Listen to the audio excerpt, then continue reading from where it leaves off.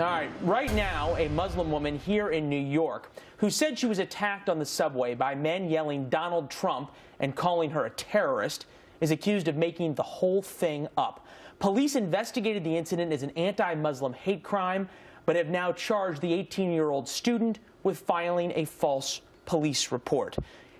Let's bring in our legal panel, Bonnie Williams, attorney and Fox News contributor, and Monique Pressley, criminal defense attorney. Monique, first to you on this. Local reports here in New York indicate that Yasmin Saweed, this young woman, did it because she was out late drinking with friends and didn't want to tell her parents, who run a pretty strict household. Wow.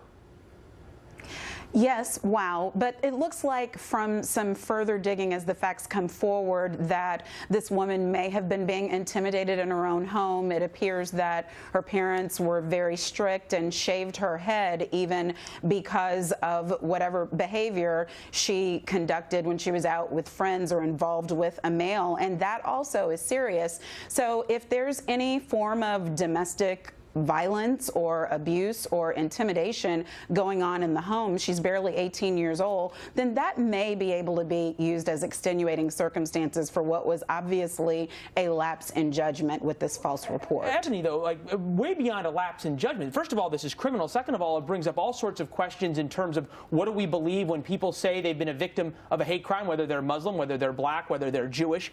This has implications all across America.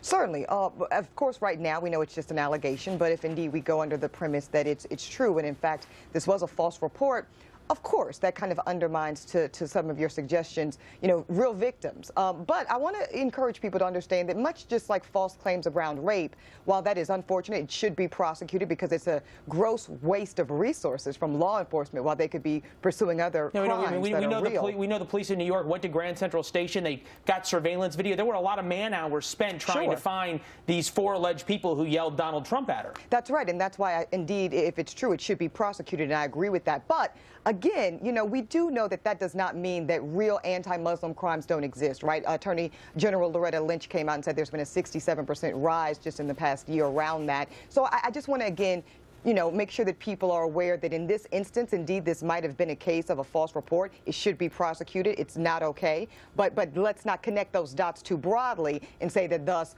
all anti-Muslim hate crimes are made up. I don't think anybody's doing that, but it certainly gives fodder to people who say that all of a sudden something could be a potentially false report. Monique, interestingly enough, touching on what you said about the family that she comes from, we don't have this video, but when she was led into court yesterday, she had a shaved head and she was not wearing an abaya, the scarf typically Muslim women wear, and her parents shaved her head, they said, out of shame.